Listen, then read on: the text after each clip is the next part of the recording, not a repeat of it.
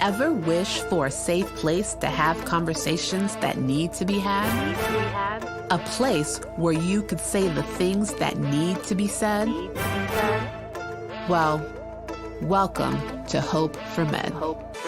This is Hope4Med, med, new day for med, for us, by us, and just for us. This is Hope4Med, med, this is Hope4Med, med, new day for med, for us, by us, and just for us. This is Hope4Med, med.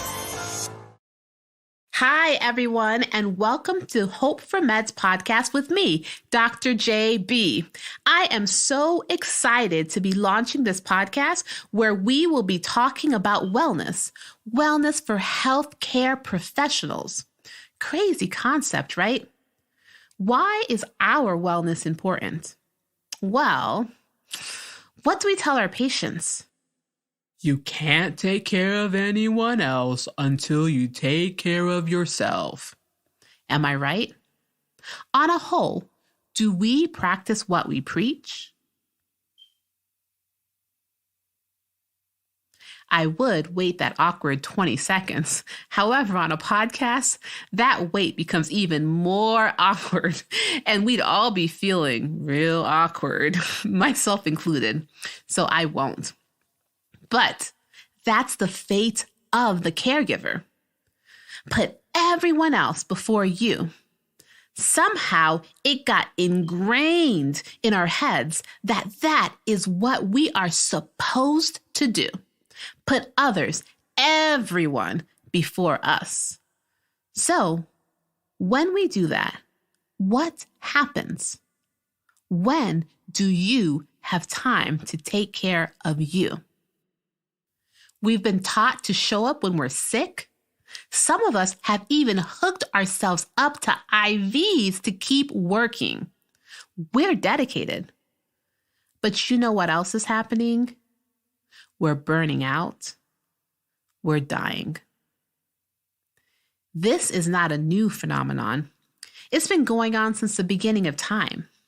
As healthcare professionals, we got amazing training on anatomy and physiology.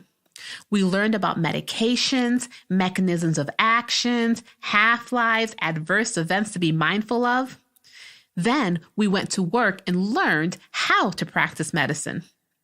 We all know there's book medicine, then there's real life, and the two of them don't always align. When during that training did we learn about self-care, about the occupational hazards that contribute to mental anguish, about moral injury, about the truth concerning burnout? When did we learn about how to deal with the death of a colleague? And if we did lose a colleague to, say, suicide during our training or beyond, when did we analyze the contributing factors, if any, that a career in healthcare played in their suicides? And what changed? So, a little about Dr. JB. I am not a psychiatrist. I am a board-certified emergency medicine physician. One can argue that as an ED physician, I deal with a lot of patients with psychiatric problems. And I'd say, touche. I completed my undergraduate training at Duke University. Go Blue Devils! And stayed at Duke for medical school.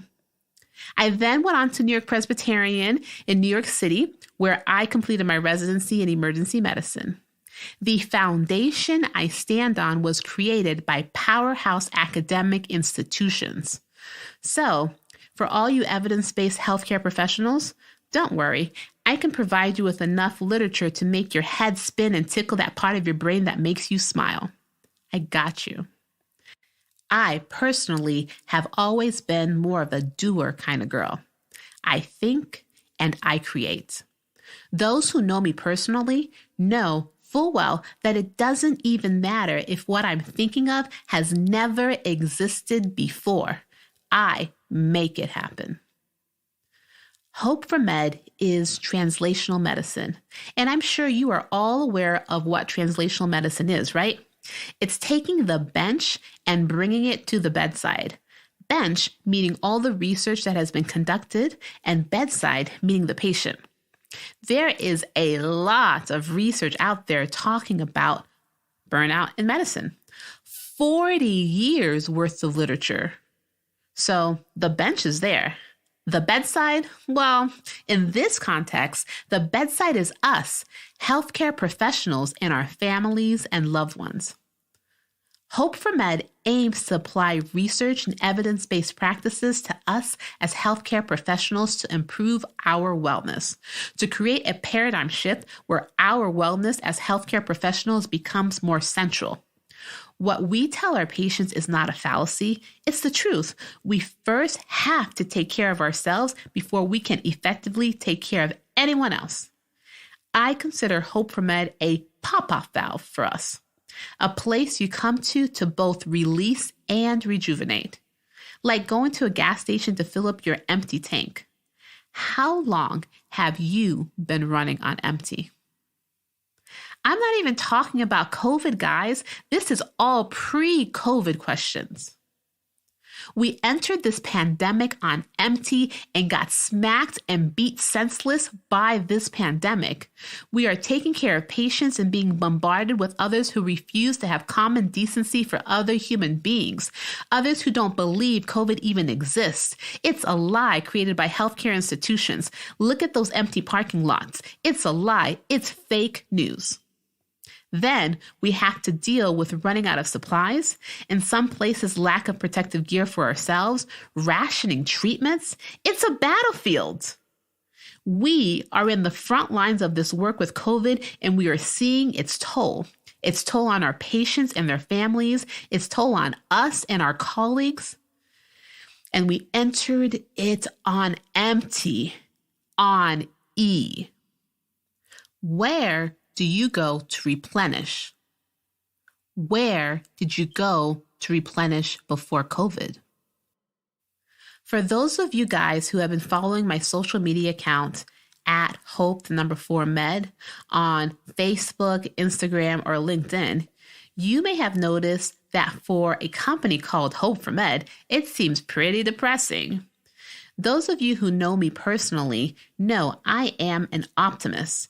I try to see the glass half full. So why is this optimist uploading the most depressing images available and providing the most depressing statistics? Simply because that's the truth. That's the current state of things. Why sugarcoat it? Let's set the framework. Highlighting the current state of things brings into the forefront even more why a company like Hope4Med was needed in the first place. But just like the company's name, Hope4Med, the company's mission is to induce hope for a better tomorrow. However, we need to set the stage. So these depressing images will continue. I'm actually Googling looking for some more as we speak. The main point is not only to set the stage, but to let other healthcare professionals know that they are not on an island all by themselves in their feelings. That in fact, there are others with similar feelings. And that it's perfectly okay to not be okay. That doesn't make you less than or anything remotely similar. It makes you human. Your heroes are human. As human beings, there is only so much weight you can bear before your knees start to buckle. It may vary from person to person. However, everyone's knees will buckle at some point. But what if you had a pop-off valve, a place to come to and release some of that weight, a community of your peers who understands what you are going through, where you can share your thoughts and feelings? Would your knees still buckle? Would you still feel all alone? Hope4Med is that place. Today, We launched our weekly podcast and will continue to work to develop proprietary material specifically designed for healthcare professionals from the perspective of fellow healthcare professionals. The weekly podcast will not always be a monologue by me. You're not here to hear my story. You're here to hear our stories. I have a lineup of some amazing guests that will be featured. If any listener wants to be featured on this podcast, feel free to email us at podcast@hope4med.com. Again, that's podcast@hope4med.com. Looking forward to our journey together. Yeah. Who says a doc can't rap? DOCTORJB. The greatest doctor to ever touch the mic. The greatest podcast ever broadcasted or pre-recorded. Come learn some. Each one teach one. I'm done.